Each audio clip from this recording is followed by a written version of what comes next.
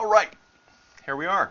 It's been a while since I finished up the last one. I've been watching through these videos, and it's clear to me that I need to speak with more of a presentation voice. Basically, be more clear and try not to rapidly mumble through certain things, so that it's more like a radio program, and it's easier to follow, and it'll be easier to track what I'm saying. But this is something that I'm going to have to practice, and I'll get better as we go. And then I've decided one thing that I am going to do is go back and redo some episodes, especially the first one. There's a lot of like clicking and clacking on that one, and I apologize for that. The audio quality of it wasn't good at all. I don't know what was happening with my microphone, but it hasn't come up in any of the other videos. So now we're about to start on Genesis 20, and I haven't read through this in advance, so hopefully it goes well, and I'm just going to kind of respond as I go. But I have been listening to a lot of debates lately. One that I think was really good was this one with Bill Nye debating Ken Ham about whether or not Ken Ham's view of creationism is a viable view. Now, Ken Ham is the director of the Creation Museum up in Kentucky, and it was an interesting interview. Ken Ham is a very smart guy who believes very stupid things, and I mean, he's a smart dumb person. So, well, and maybe it's not stupid, but kind of ignorant, I guess is the term for it. So anyway, that's one thing that I wanted to mention, so I'm going to link to that down below. And then, social media stuff. If you like these videos, subscribe, and hit the like button. And then if you don't like them, just don't do those things. But I'm getting a lot of people viewing the videos, and it's pretty encouraging in that respect. Okay, Genesis 20. And Abraham, our favorite con man, journeyed from thence toward the south country, and dwelled between Kadesh and Shur, and sojourned in Gerar. And Abraham said of Sarah his wife, She is my sister. And Abimelech king of Gerar sent and took Sarah.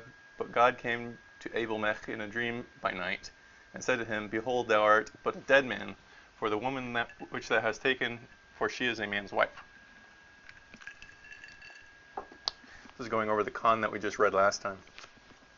But Abimelech had not come near her, and he said, Lord, wilt thou slay also a righteous man? Said he not unto me, She is my sister, and even she herself, he is my brother.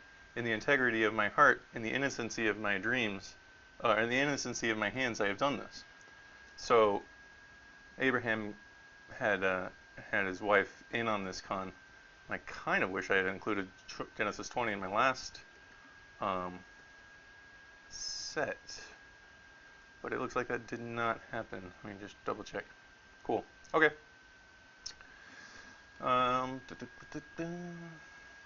Therefore Abimelech arose early in the morning and called his servants. Oh wait.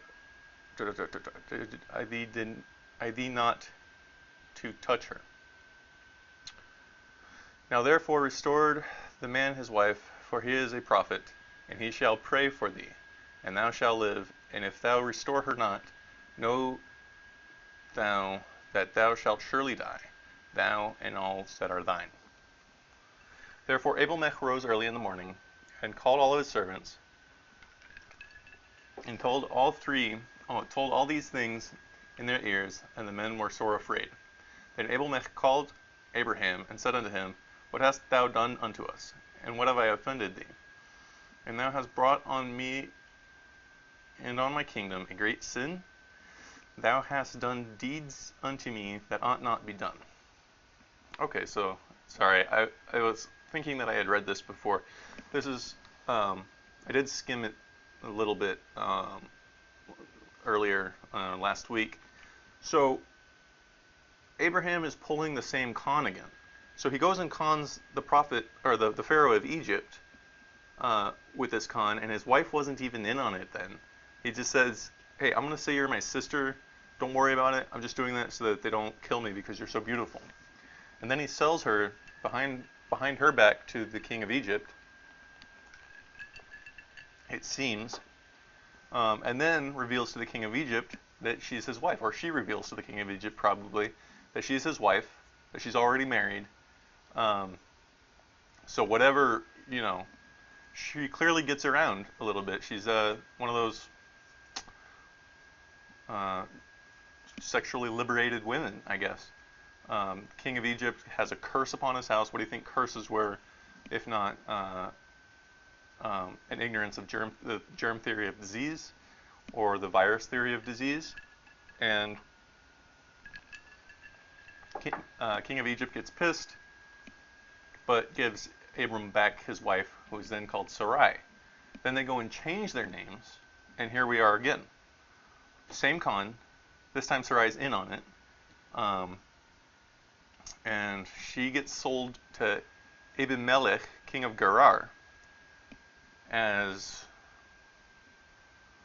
the sister of Abraham, under the name Sarah this time, in case in case the Pharaoh of Egypt had explained to people not to trust these guys.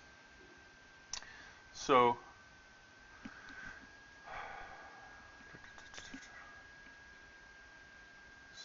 Abimelech rose early in the morning, told his men, they were afraid.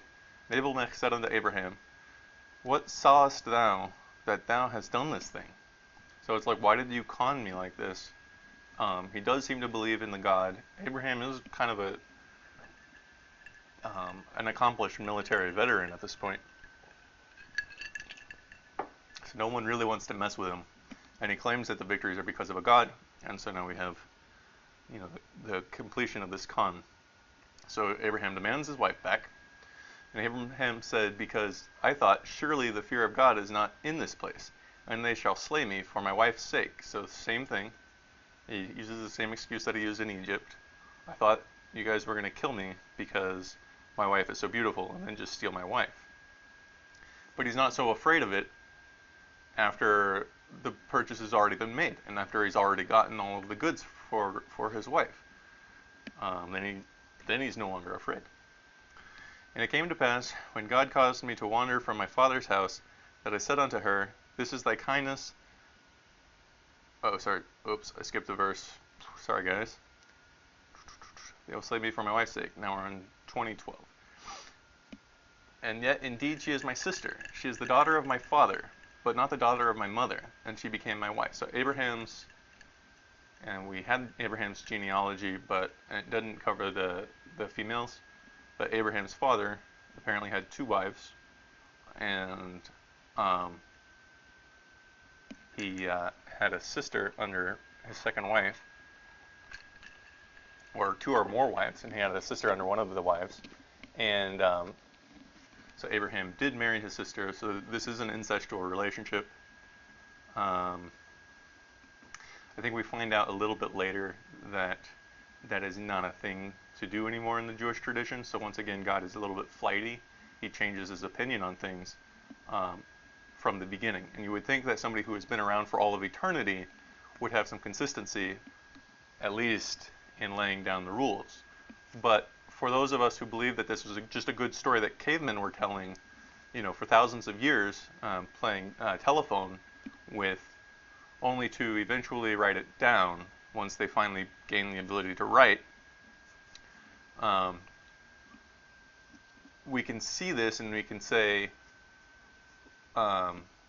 something different. We can read something else into it, which is to say that the morality of people evolved over the period of time during which this story took place. So as they were, maybe even this was in a historical period of time, except it just got dated back for some reason. But over time, through Genesis, Exodus, the rest of the Torah, the rest of the set of Jewish books, these first 5 books of the Old Testament, we progress a little bit, and we gain some sort of insight, this tribe anyway, gains some sort of insight into what is causing their problems.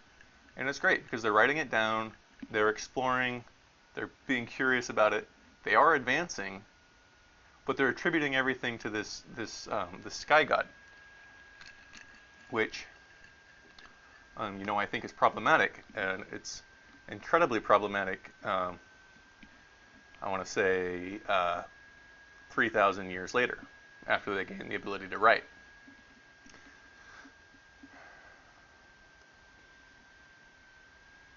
And it came to pass, when God caused me to wander from my father's house, that I said unto her, This is thy kindness which thou shalt shew me unto me. At every place whither we shall come, say of me, He is my brother. And Abimelech took sheep and oxen and maidservants and womenservants, and gave them unto Abraham. Abimelech took, and it gave them unto Abraham, and restored him Sarah his wife. So this time he pays a penalty for violating this guy's marriage. He feels ashamed that he slept with Abraham's wife, or maybe he didn't sleep with her, but he feels ashamed that he was about to before she told him. He's afraid of Abraham because of this superstition, and Abraham is a military guy. He's capable of winning battles. So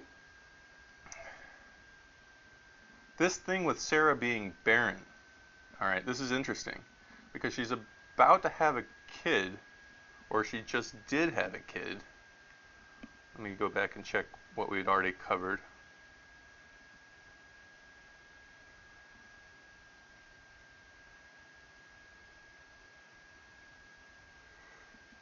Okay. Yeah, we had the Lot's daughter's raping him. That was fun. And Sarah beating. This is great. Okay. So it looks like Sarah's about to have a kid. Now, she's not able to have a kid with Abraham. And being 21st century humans, we have an understanding of why this probably would be if they are siblings, if they have the same set of chromosomes from their father. So it is possible that each of them has one chromosome,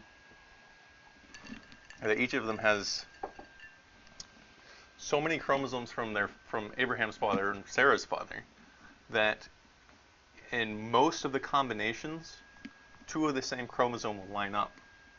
And if each of the chromosomes, or say a set of 5 of the chromosomes, have, or a set of 10 of the chromosomes maybe, have a deleterious recessive trait, meaning if you get a matchup of 2 of the same chromosome, then a particularly important protein won't be available. And since this was an incestuous tribe for a long time, it's very likely that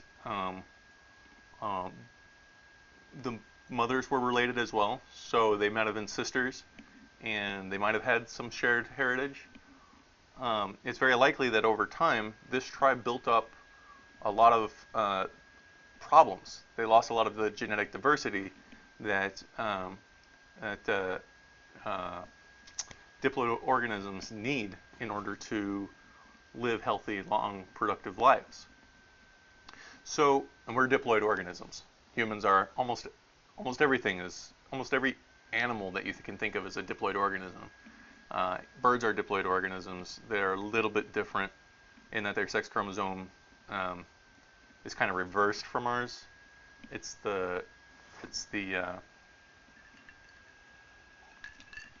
called XO, I believe, instead of XY. And it's the males have the Y chromosome, and the females in birds have the O chromosome, and the males have the X chromosome. I don't know. And then ants are particularly interesting. Hymenoptera, so ants, bees, wasps. I'll have to look that up. I'm going to come to that once I get it down more.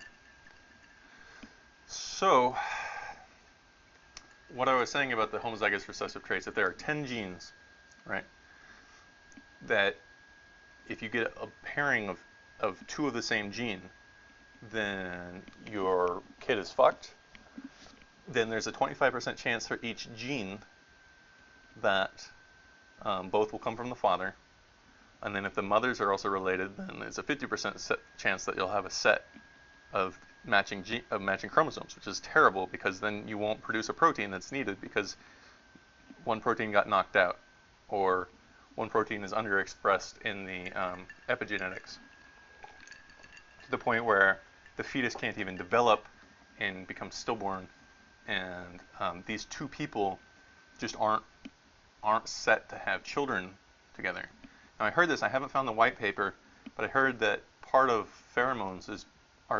part of the reason that we have pheromones is so that we can identify genetically dissimilar mates in order to form a bond and produce children.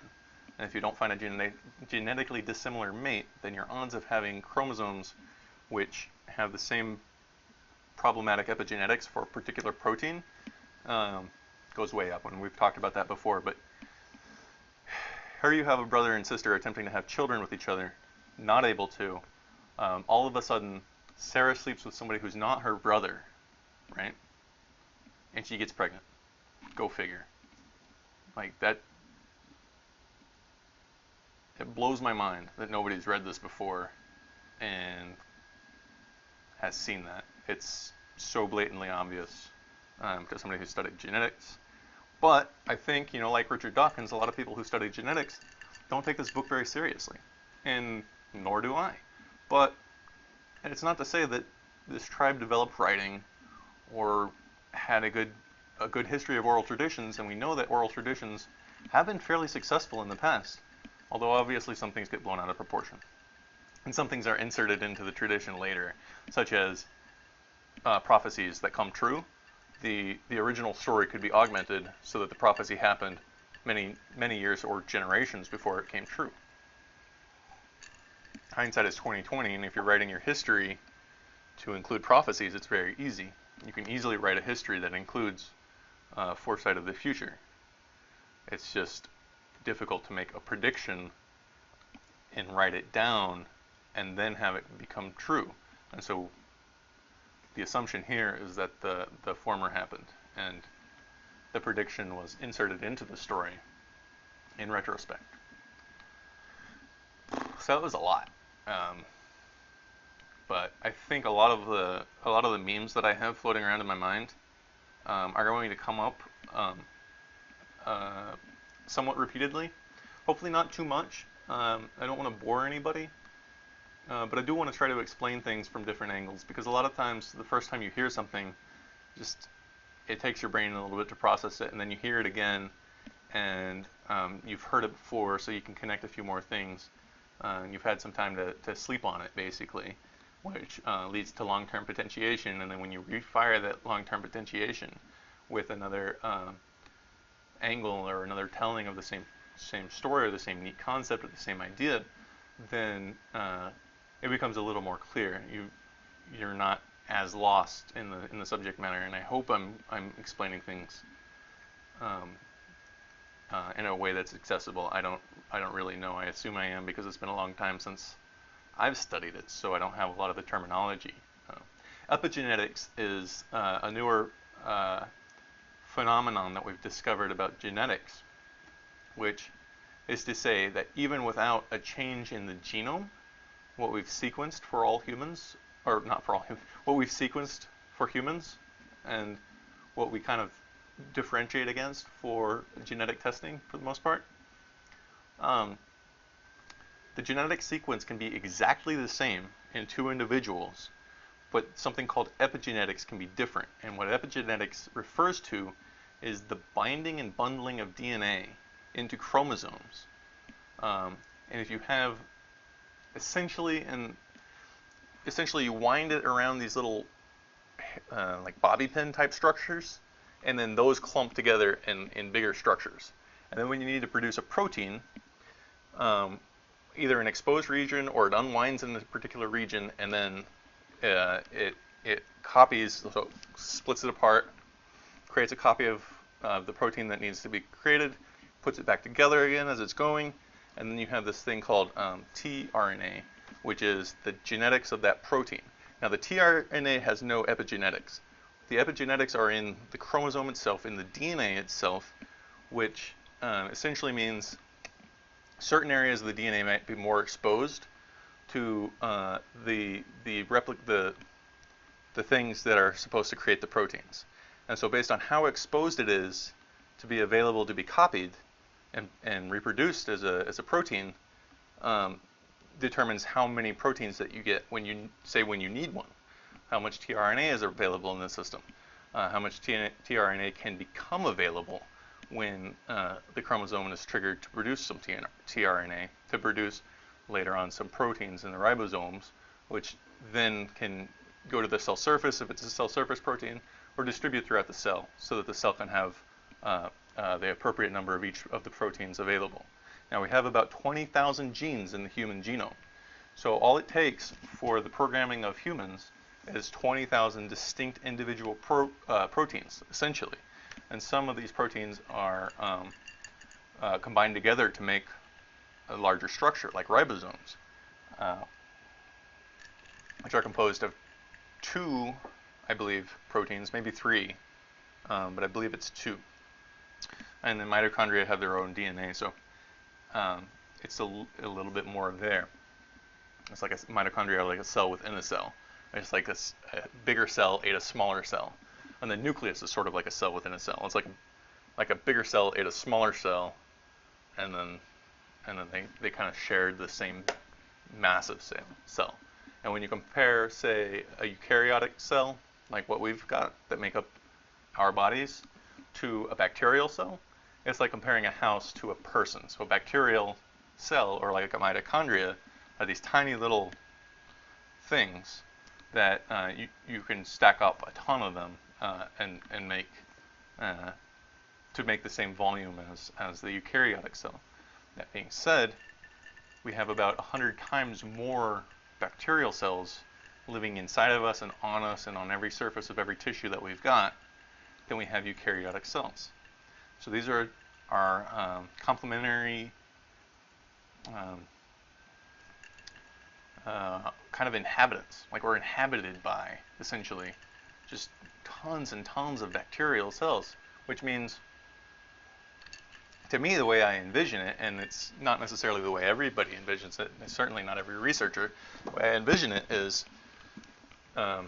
those cells, those bacterial cells, which have their own genetics, their own proteins, I feel like they're a part of me, right? So my genetics are not simply the 20,000 genes that make up my eukaryotic cells. It's in addition to that, it's all of the bacteria that I've either collected throughout my life or that I've inherited from my parents, from my mother most likely. Her gut microbes would have gotten into me, or through hugging and whatnot, just living in the same place as my parents, I would have gained a lot of the bacteria that they had. And then you go to a petting zoo and you do all of these things and you gain bacteria and gain bacteria. Then you go through a round of broad spectrum antibiotics and you reset that whole thing. So once you go through your first round of broad spectrum antibiotics, which are becoming less effective against the viruses anyway, so we might be going away from that, I feel like you change as a person. You lose a huge set of genes that you used to have, and then you can go and collect them up again. But it's a process that takes some time, and to some extent, I think my personal feeling is that that broad spectrum antibiotics should be sort of a tool of last resort. It's a great tool to have. We need to find new ones. We're actually running out of effective antibiotics against a lot of diseases, but we need to, I think, be somewhat sparing with them. And I have some hypotheses, which I don't know if people have beat me to the research on it. I'm not a primary investigator. I don't do research, but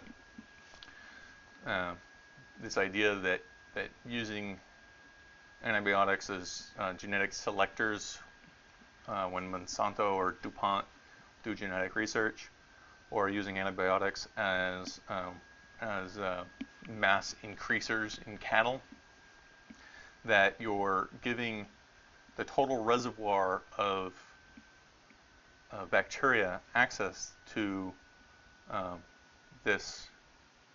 these genes, these antibiotic resistances that we use when we do genetic research. So when you want to insert a gene or change a gene in something, like Monsanto does, or like DuPont does. What you do is you insert with the gene an antibiotic resistance into a cell which otherwise doesn't have that antibiotic resistance. Okay, so then you grow a bunch of copies of that cell in the presence of an antibiotic, and if the cell grows, then you know that that cell has the antibiotic resistance, which means it has the other gene or the gene change that you wanted to insert into it. So to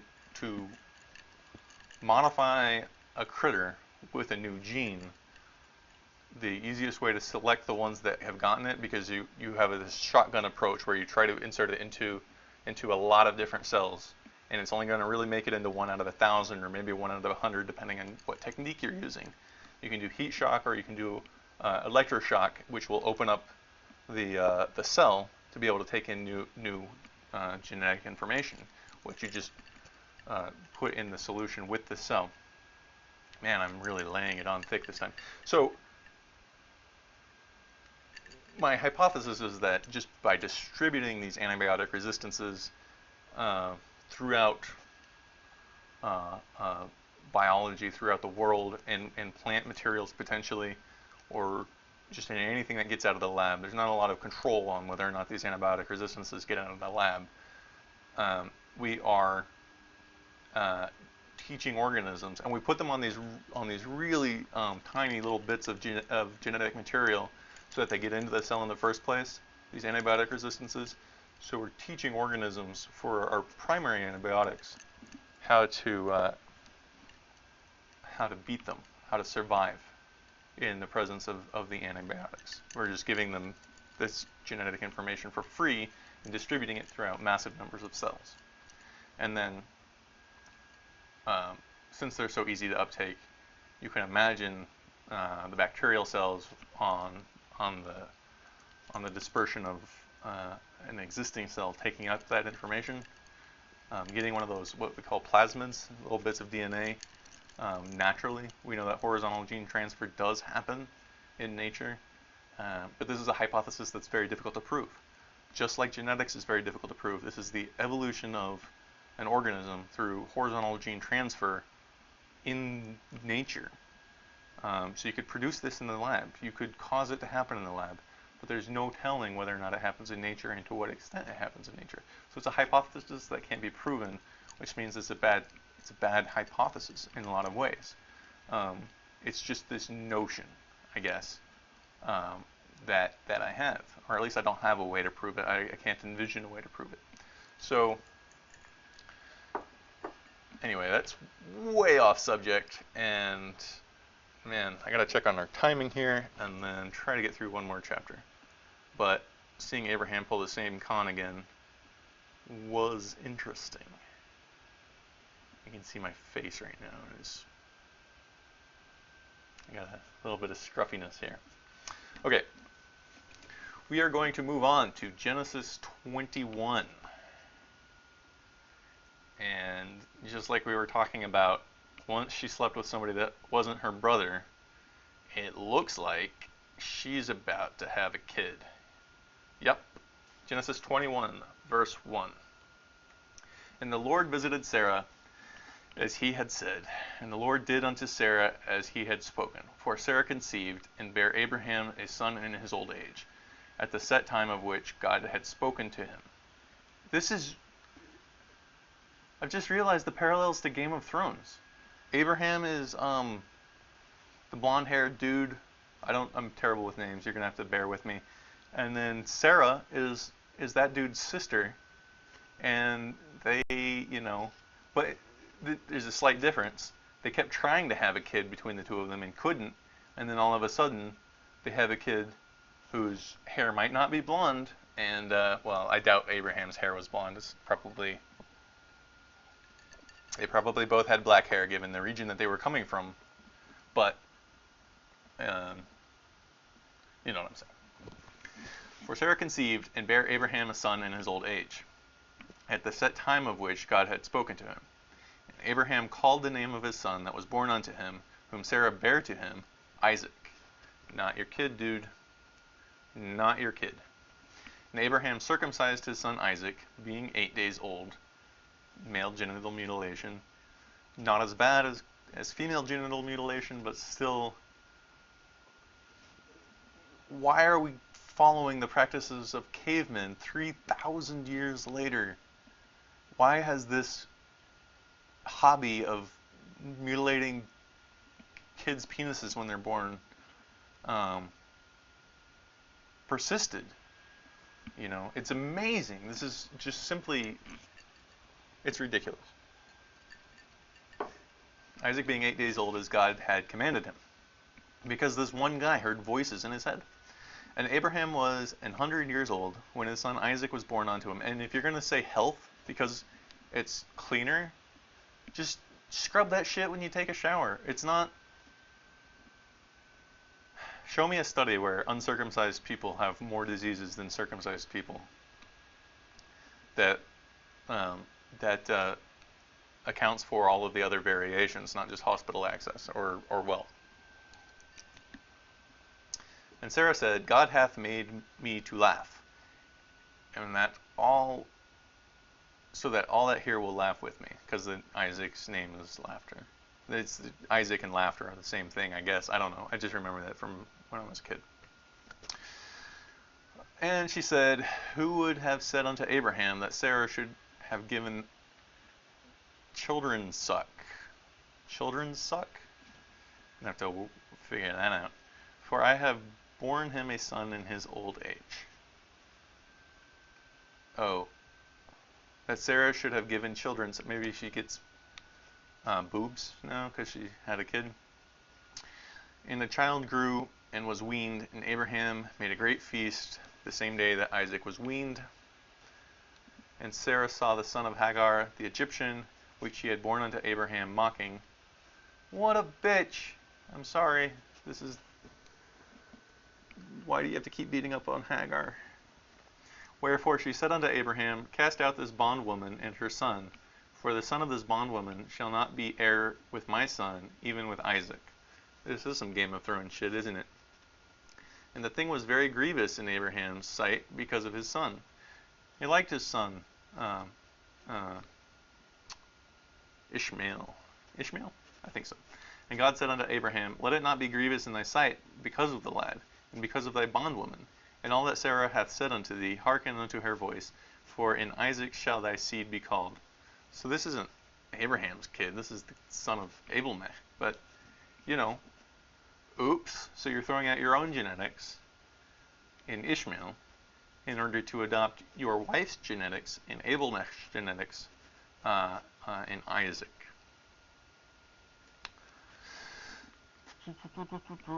And also the son of the bondwoman will I make a nation. So Abraham's older son is gonna have a nation, because he is thy seed. And Abraham rose up early in the morning and took bread and a bottle of water and gave it unto Hagar, putting it on her shoulder and the child, and sent her away. And she departed and wandered in the wilderness of Beersheba. What the fuck? Sorry, I'm going to try to develop a more high, what do you call it? I don't know. I'm going to try to stop using words like fuck as often as I do, but it'll take some time and some adjustment.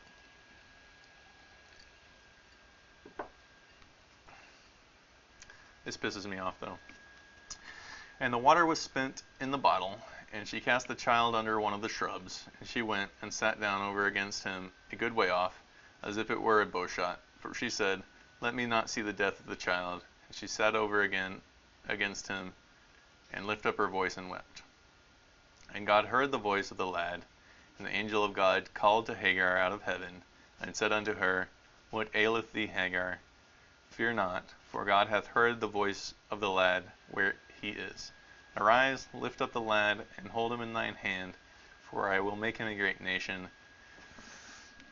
Oh, for fuck's sake. I wonder what it was like to be a single mother back then. Probably not easy. And God opened her eyes, and she saw a well of water, and she went and filled the bottle with water, and gave the lad drink. Great.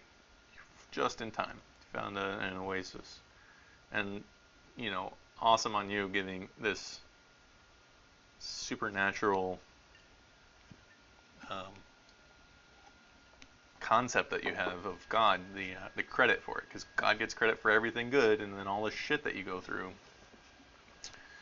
Well, I guess Hagar was smart enough to give the credit of going back and being abused to God as well.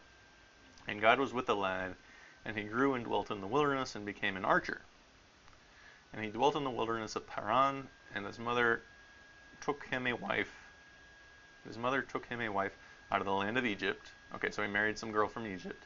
And it came to pass at that time that Abimelech and Pichol, the chief captain of his host, spake unto Abraham, saying, God is with thee in all thou doest.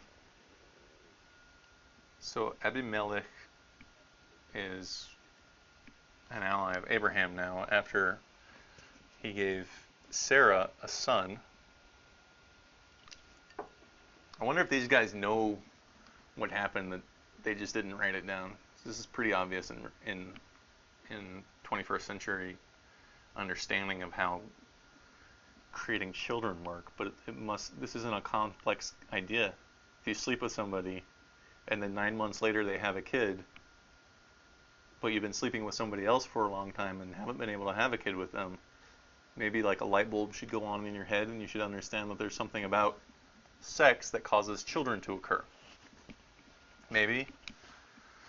Now therefore swear unto me here by God that thou wilt not deal falsely with me, nor my son, nor with my son's son, but according to thy kindness that I have done unto thee, that shall do unto me, and to the land wherein thou hast sojourned. So he's saying, that kid that you've got, that's my kid. Deal with him well. And Abraham reproved Abimelech because of a well of water, which Abimelech's servants had violently taken away. So there's a land dispute, and Abimelech said, I wot not who hath done this thing, neither did thou tell me, neither yet I heard of it, but today. And Abraham took sheep and oxen and gave them unto Abimelech, and both of them made a covenant, and Abraham set 7 ewe lambs of the flock by themselves. Some superstition. And Abimelech said unto Abraham, what mean these 7 ewe lambs which thou hast set by themselves? And he said, for these 7 ewe lambs shalt thou take of my hand, that they may be a witness unto me that I have digged this well. So he's trading some land with a well back for some sheep. Wherefore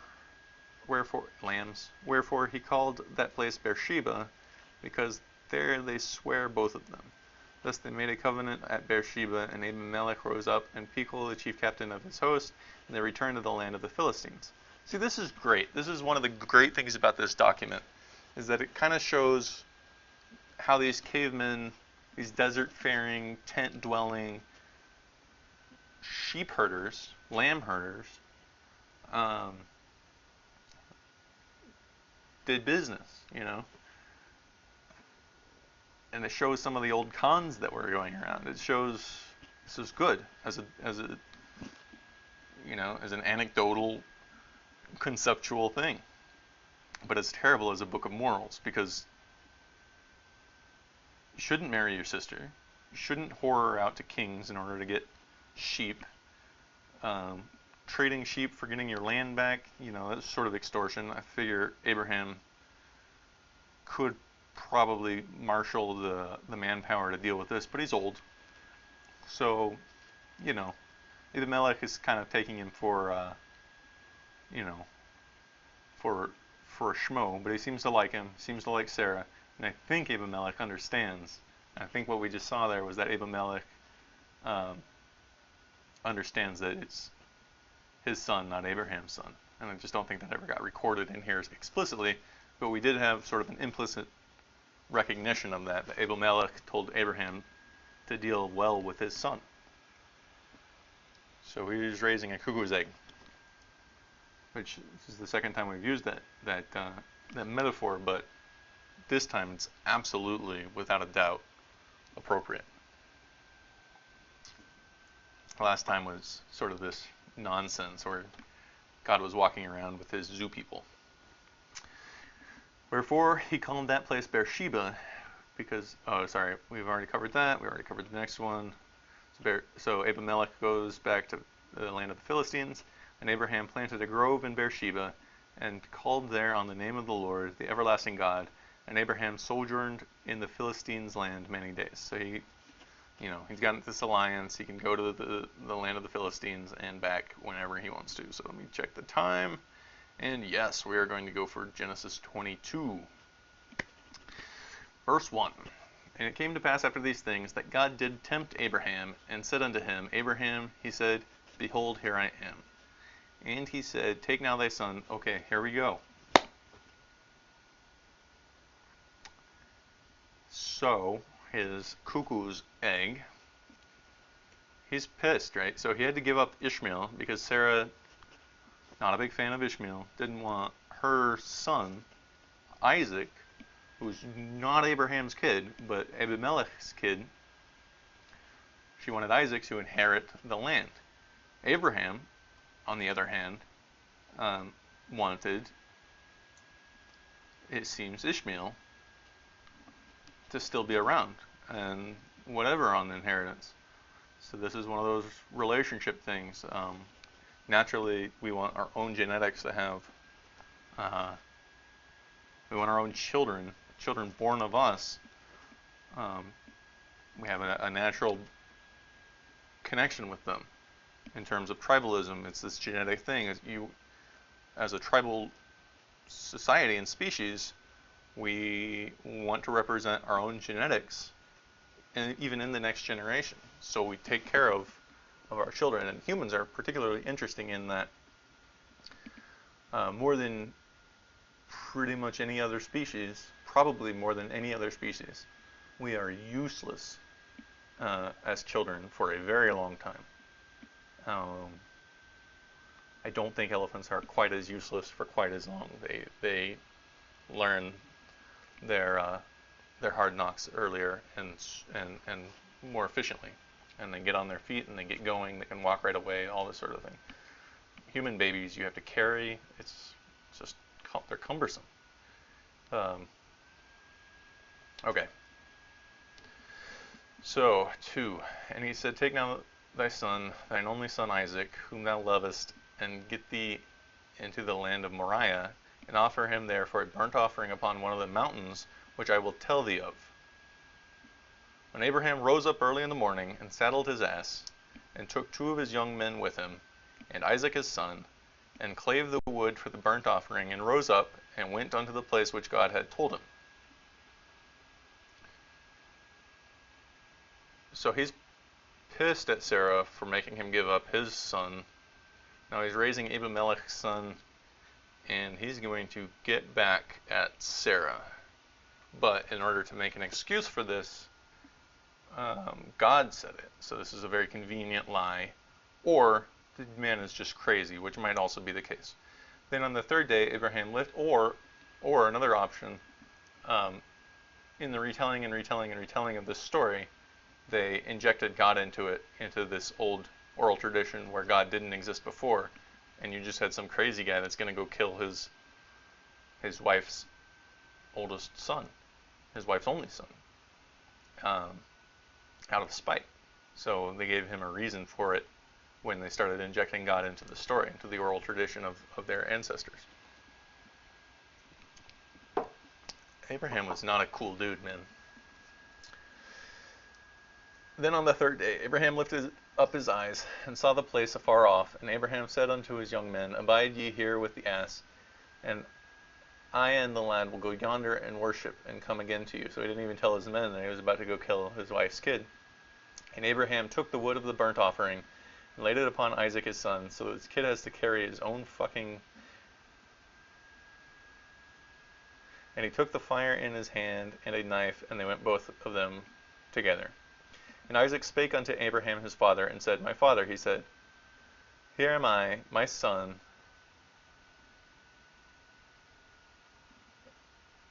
And he said, "Behold the fire and the wood, but where is the lamb for a burnt offering?" And Abraham said, "My son, God will provide himself a lamb for a burnt offering." So they went, both of them together. So he knows what's up. Or he's getting the sense of it. And they came to a place which God had told him of. And Abraham built an altar there, and laid the wood in order, and bound Isaac his son, and laid him on the altar upon the wood. And Abraham stretched forth his hand, and took the knife to slay his son, his wife's son. He knows. He knows. This kid's eyes don't match, or something about this kid. He recognizes that it's not his. Maybe he just understands how sex works. And the angel of the Lord called unto him out of heaven, and said, "Abraham, Abraham," he said, "here am I." And he said, "Lay not thine hand upon the lad, neither do thou anything unto him. For now I know that thou fearest God, seeing that thou hast not withheld thy son, thine only son, from me." So his conscience gets the better of him, and he doesn't kill his wife's kid. So fortunately, a lot of Abraham's genetics is actually tied up in the son, if you think about it, because it's his sister's kid, it's his nephew. So he is of the same tribe. It's just that Abraham isn't his father. So Abraham is only, I think, 1/8 probably related. So Abraham and his sister are not 50% the same genes because they have a different mother.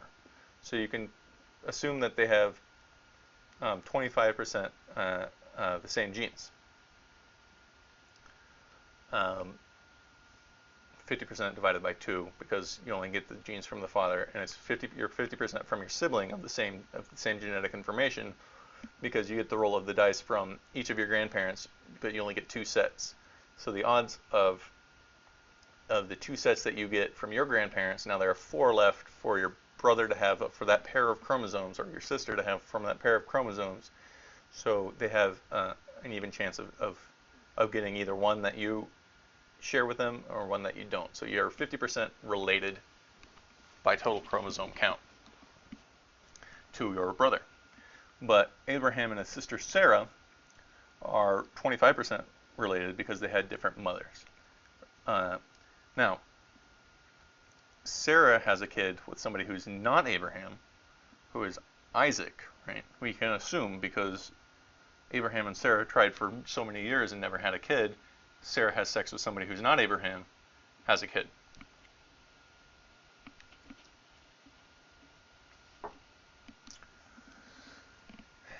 And so 50% of this kid's genetics will come from Sarah, and 50% will come from Abimelech. So since Abraham and Sarah are 25% related, or 1/4, Abraham and Isaac will be 1/8 related. Whereas if Abraham had a son, he would expect to be 50% related to that son. So that was Ishmael. So Abraham is 4 times as much genetic information invested in Ishmael, who he had with Hagar, than he does with Isaac, who his sister had with Abimelech. But it's the same tribe. Some of his genes are getting passed on through this kid. So maybe it's his conscience, maybe it's just genetically close enough that his sister's kid inherits the kingdom.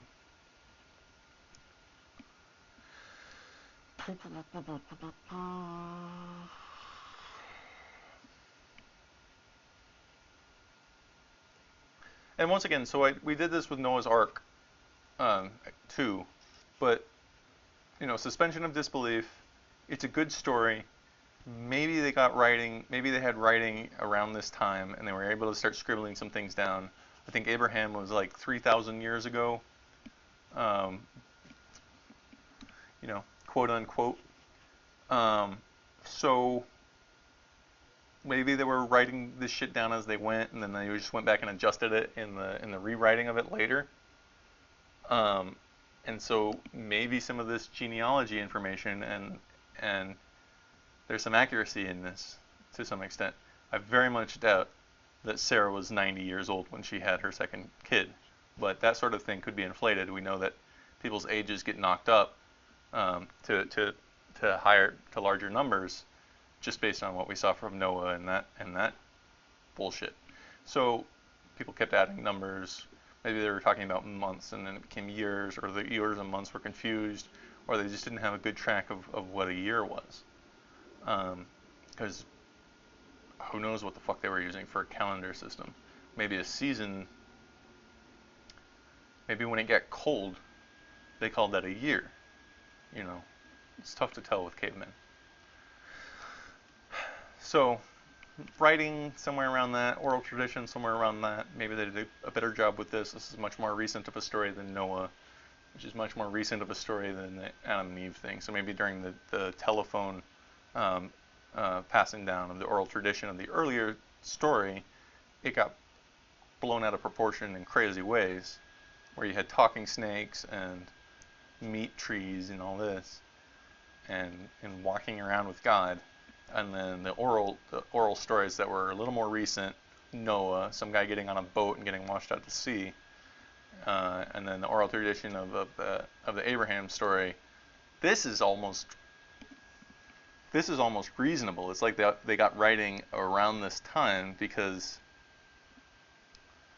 all of this could happen, and we see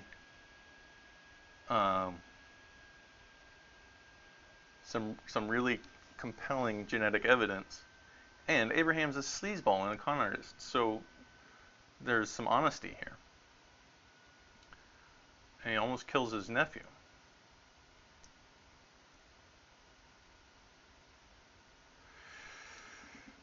And Abraham lifted up his eyes and looked, and behold, behind him a ram caught in a thicket by its horns. And Abraham went and took the ram and offered him up as a burnt offering in the stead of his son. And Abraham called the name of that place Jehovah-Jireh, as it is said to this day, in the mount of the Lord it shall be seen. And the angel of the Lord called unto Abraham out of the heaven the second time, and said, By myself have I sworn, saith the Lord, for because thou hast done this thing, and hast not withheld my son, thine only son, that in blessing I will bless thee, and in multiplying I will multiply thy seed, as the stars of the heaven, 1 times 10 to the 22nd power. There will never be that. We're going to go extinct before that happens. As humans, we're not going to do that well. We'll either hit some kind of catastrophe, look up the Fermi paradox and the Great Barrier, or we'll go into some kind of ascension. We'll transfer what it means to be consciousness, what consciousness means, to another media, to another format. We're not going to have a ton of meat sacks. We're not going to have 1 times 10 to the 22 meat sacks walking around. That's just way too big of a number. It's 100 billion times 100 billion. And this caveman doesn't know how many stars are in the heaven. This is stupid. I'm sorry if you believe it, but it is. It's stupid. And as the sand upon the seashore, one is 1,000 times more than the other. And thy seed shall possess the gate of his enemies. Besides, they didn't even know the world was round at this time. So, which seashore were they talking about? And in thy seed shall all the nations of the earth be blessed, because thou hast obeyed my voice. So Abraham returned unto his young men, and they rose up and went together to Beersheba, and Abraham dwelt at Beersheba. So he didn't kill his nephew. Good for you, Abraham. You are not as big of a dick as you thought you were. And it came to pass after those things, that it was told Abraham, saying, Behold, Milcah, she hath also borne children unto my brother Nahor. So now another sibling shows up, and she's got kids. So this guy sent his only true heir away, and Sarah didn't let him sleep with anybody else after Hagar. And for all the shit that Abraham dealt with on that, and having to send Hagar and his son away, he didn't want to go through it again. Sarah's kind of a bitch. Have we established that yet? She abused Hagar, sent her out into the wilderness to die with a child, with a bottle of water and some bread. So Abraham is dealing with his sister who's really pissed off that he's been selling her to kings and then getting her back. She's not a big fan of this Khan, but she's happy that she had a kid and feels like Abraham owes her something. So she's a strong woman in some ways, kind of a bitch. This is a seemingly very unhappy couple. And it came to pass after these things that it was told Abraham, saying, Behold, Milcah, she hath also borne children unto my brother Nahor, Huz his firstborn, and Buz his brother. That's awesome. Those are great names. Why don't we name anybody Huz and Buz anymore? I guess there's Buzz Aldrin. And Camil, the father of Aram, and Chesed, and Hazo, and Pildash, and Jidlaph, and Bethuel. And Bethuel begot Rebekah. I think Rebekah shows up pretty soon. These 8 Milcah did bear to Nahor, Abraham's brother. And his concubine, whose name was Remuah, she bare also Tebah, and Gaham, and Tahash, and Maachah, M-A-A-C-H-A-H. And we're done with Genesis 22. So we're done for the day. And it looks like coming up we've got some stuff, good stuff. It looks like the end of Abraham and Sarah, and we'll probably move on to the next set of characters in this series of stories or fables, as you'll have them. But honestly, don't get your moral values from Abraham and Sarah. These were con artists. They were extremely unhappy. They were incestual.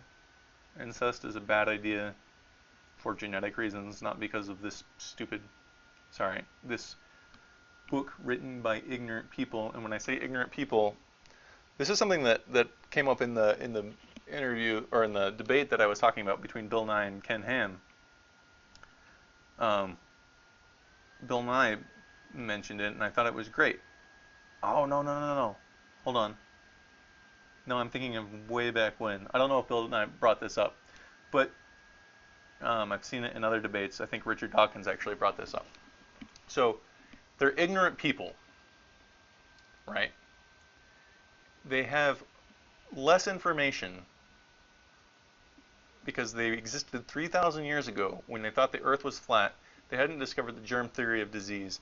They hadn't discovered, like, a disease was a curse. They called it a curse, and they attributed it to a supernatural god.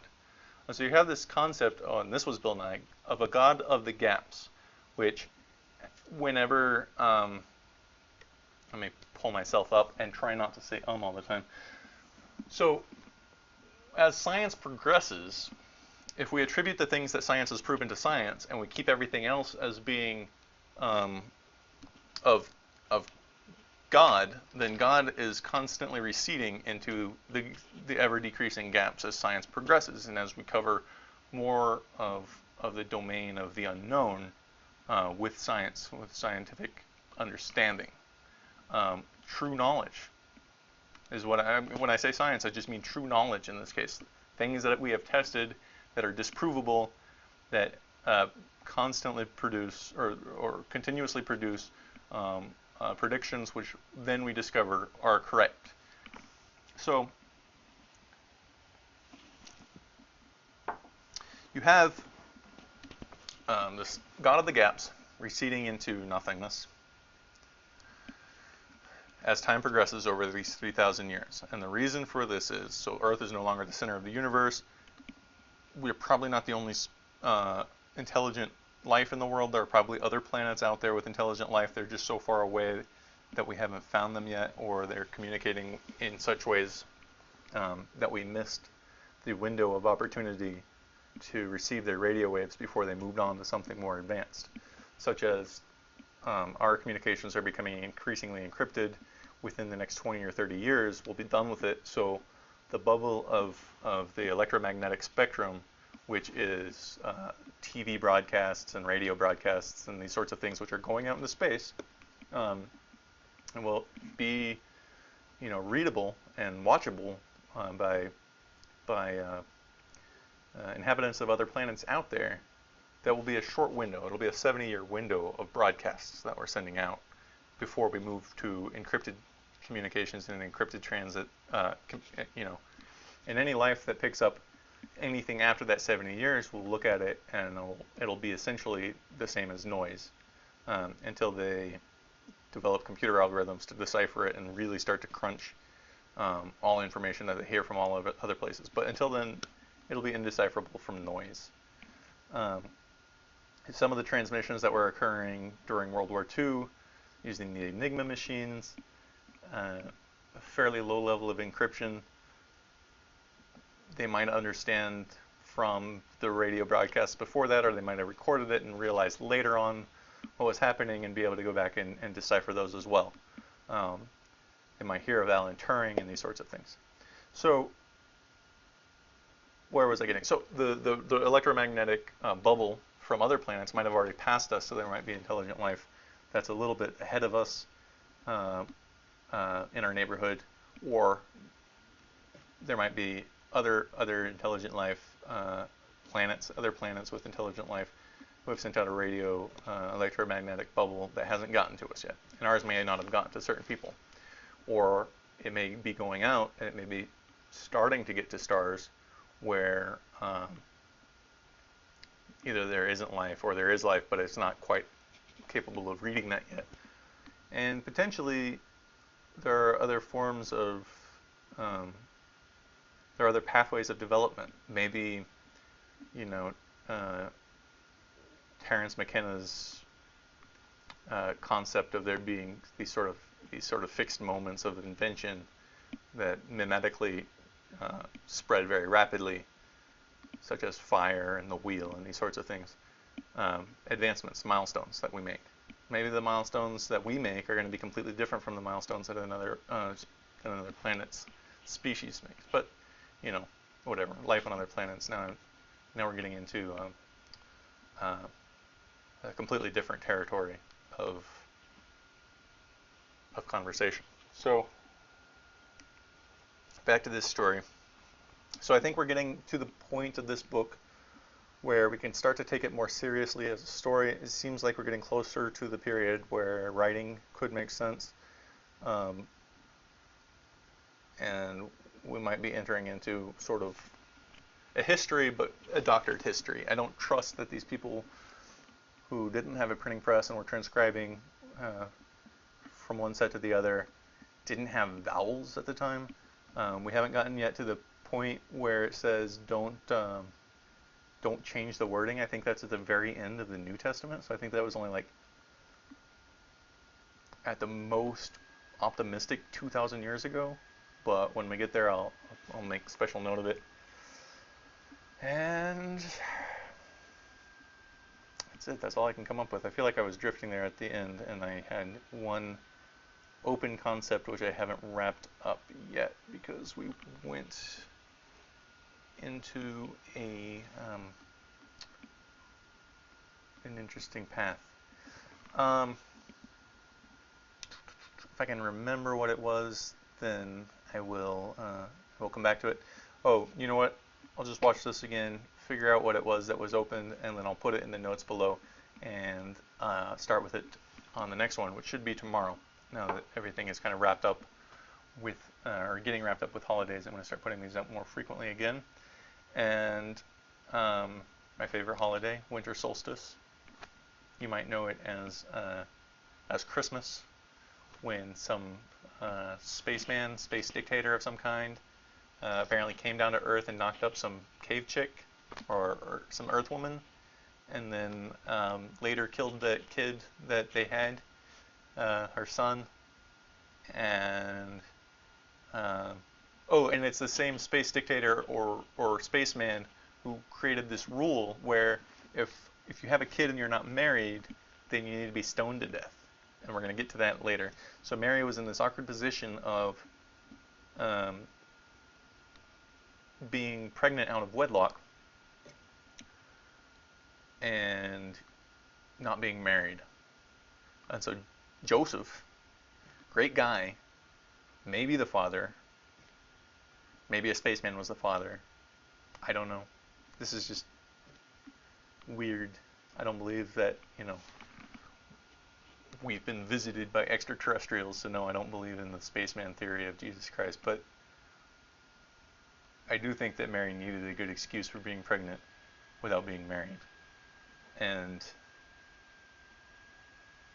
if she was able to sell this space dictator thing, this immaculate conception thing, um, good for her. Good for her for being a good storyteller. Bad for everybody since then in many ways. Um, but